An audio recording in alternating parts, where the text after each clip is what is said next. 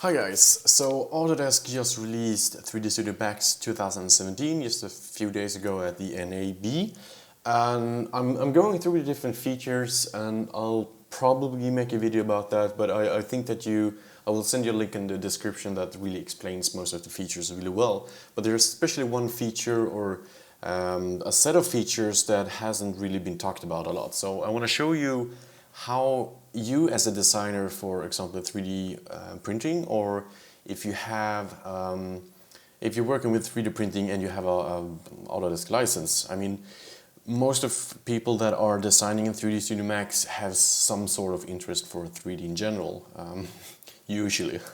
So I want to show you here the Print Studio.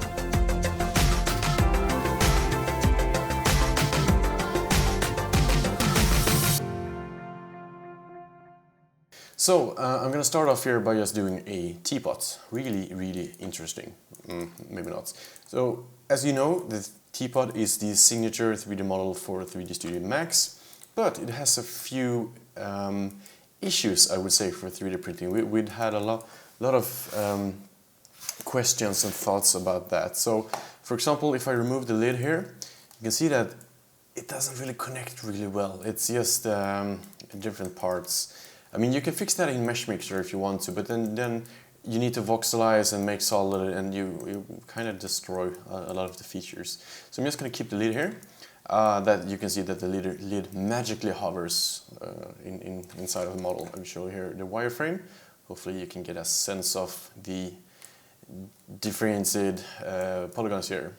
If you're a true 3D Studio Max user, you have like an eye for this, so you can work in Polygon and just see stuff. I mean, patterns. You know that scene from the movie, I think it's the butterfly effect or something, where he just sees numbers flying everywhere. That's your average 3D Studio Max user. I mean, just look at all these buttons.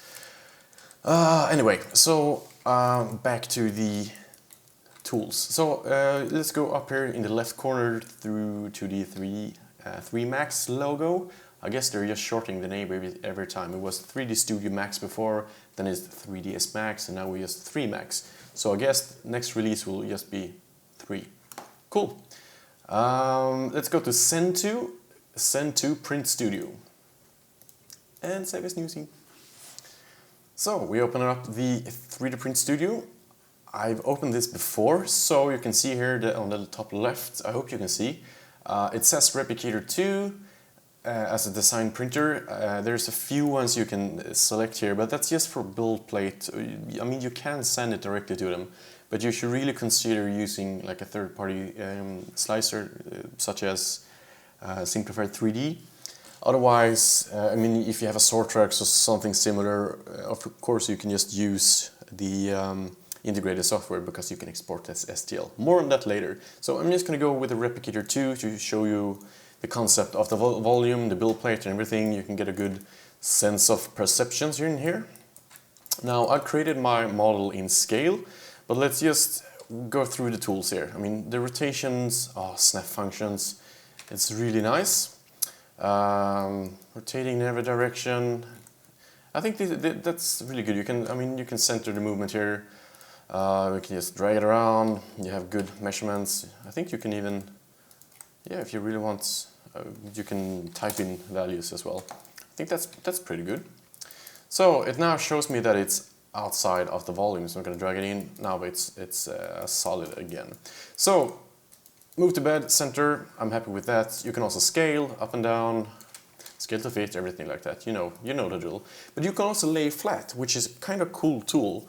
I created this with the correct orientation, but as you can see, the bottom isn't really leveled. I will show you more tools on that later, but let's imagine this is a Thingiverse model and you're not sure which way you want to print it. So you can click on this tool and you get these suggestions on different angles. So for example, this one here looks a little bit crazy for this case, but if I just click on it, it will orientate so that side is down. You can see here the dark shape. So you can do that for any of these. In this case, I mean, we don't really need to do that. I'm just going to go Control Z here, go back, and there we go. So still have the issues of it hovering a little bit. I mean, not hovering, but the shape is rounded here, down here. So let's just say that we're happy with the orientation. So we go from layout to repair. It has here analyze and repair. So we have a few holes. And I mean, as I talked about before, we have holes down here, we have holes here, and of course the lid is floating magically in the air, and we have a hole here in the lid. Now, if you want to have a working lid, you probably have to do some polygon modeling first. But I'm just going to click fill holes and repair. Now it's repaired. So it created, filled these holes. As you can see, it doesn't go down anymore. It filled the pipe as well, and the handles and everything. It says no problem. That's amazing. So of course you can also select regions to repair. But another cool thing is the crop tool. This is something that I haven't really seen in a 3D printing software before. Now, watch me drag this selection marker, and when I release, everything else disappears. What's really cool is when I start to spin everything around. So it actually, according to my viewport, just cut the model away. So I can keep doing that, which is kind of cool. So if you want to have some cool visualization and segmentation of models, I think that's a pretty good way of doing it. By the way, I see that this hole here is, it's okay. I mean, it is printable, but it doesn't look that good. So another tool here is patch holes. So it means that if I have a hole, now I just made Control Z, as you can see. So I can patch these holes separately if I want to. Just select them and go by it. And of course this hole as well. Now, this hole is tricky, because we have, it's a circular hole. So for that you usually want to do something that is called bridging. Wow, look at that, I have a tool here for bridging. So I'm going to select that polygon and that polygon. Now we have a bridge here. I can adjust the tangent of this hole. So for example, if I want to have this shape here, I can now select the, oops, I need to confirm, sorry about that. Let's just do that again. So click enter and it's filled. Now if we go to fill here instead, you can see that it tries to keep some of the smoothness here, but I guess that it's not perfect. I mean, for a function like that, we usually pay like 25,000 euros, so I think it's okay that it's not perfect. But I can bridge a lot of these if I want to.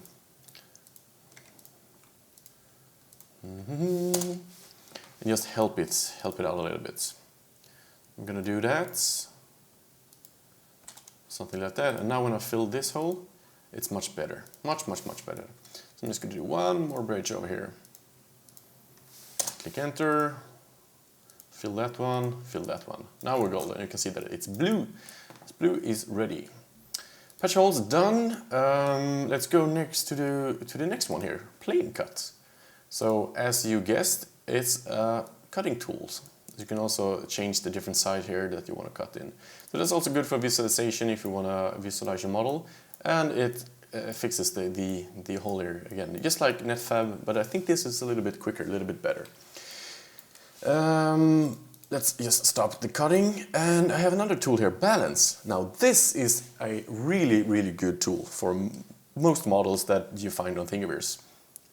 With that said, there's a bunch of good creators out there, but some of them have, there could be some issues when you export a model, or maybe you just have, let's say someone repaired a model in another software and it kind of re-triangulated the flat bottom that they had. So this tool lets you select 3 points. So you go to balance, I will select that point, and that point. So imagine that would be a flat surface. You can see here now that it helps me cut the tool here, and I can adjust how much, but it helps me cut that, and if I click enter, I will now suggest a new base from that. So it will cut that, and I can then go back to layout, lay flat, and use that surface. So now that surface is flat towards the bottom. So you use all the tools that you can to balance the model on the 3 points that you selected, and then you can cut those away and create a good soft surface there. Now I'm gonna do this in another way instead, because I know that the model is okay orientation wise. So instead of using the balance tool, I've used this plane cuts. I can actually use just this here and use the flattening tool. So you can see here on the below that I really don't want to flatten it that much. Let's see, let's just go up a few millimeters. So I'm looking here on the edges. I want to have a good edge to print on, but I don't want it to take everything away. So I think that's pretty good. Let's click enter.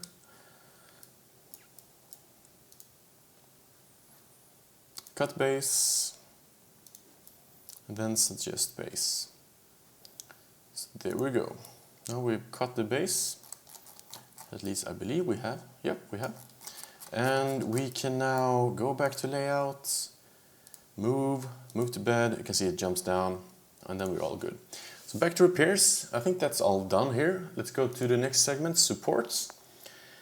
Now you can optimize the rotation. Everyone that's been using Formlabs, you know this tool quite well. So it helps you orientate, or optimize the rotation. But now, I mean, it is already optimized. You can add supports, and there we go. We added some supports. And I guess that you can, if you want to, you can do settings here for support angles. But these ones are all breakaway. I don't like these supports always, because the slicer, I mean, if I export all of this, the slicer will sometime make them a little bit too inefficient. I mean, they take a long time to print. For some cases it's really good, but in other cases I think that you can do without them. Now let's just say here we can delete someone. So let's say I don't feel like using this one. I should be able to delete. Okay, so it's all. So let's add some manual instead. So I want to have from there to there, from there to there, because I'm crazy. Yeah, so you just add your own support. You can add from another support as well, so you create these cool structures. I mean, these are all exportable, so if you want to create some crazy models with this, you can. You can do like a polygon modeling something, some way. I don't know. It's totally up to you. You can use this as however you want to. Okay, let's say that that's okay. We have a preview. It will slice it for me. It's working. Nice graphics here. So let's see, 81%, and there we go. Now here's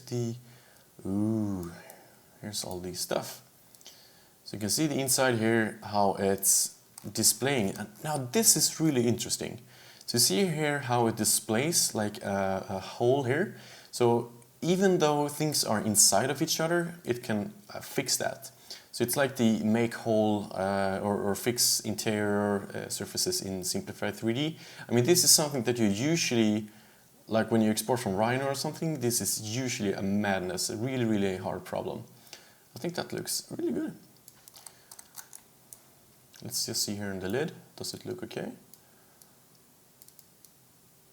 Yeah, there's a little bit of a double surface, but I guess that's a few noises here from my holes, but I guess that's still pretty okay. It's okay. So now we can export it.